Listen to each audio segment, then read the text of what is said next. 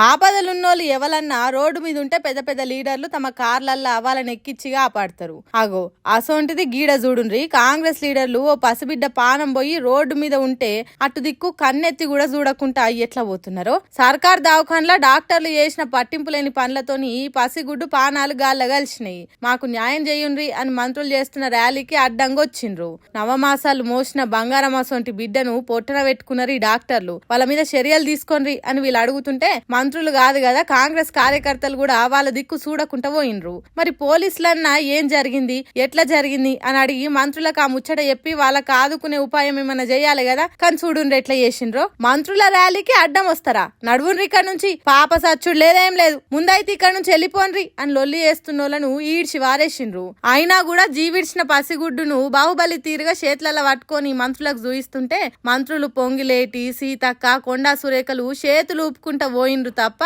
కనీసం తొంగి కూడా చూడలేదు. అదే ప్రతిపక్షంలో ఉన్నప్పుడు ఎన్నికల ముందు కన్నీళ్లు పెట్టుకుంటావా? కరోనా కాలంలో కెమెరాలు పట్టుకొని పోయి ఎంతో సేవ చేసినట్టు ఫోటోలకు ఫోజులు ఇస్తావా?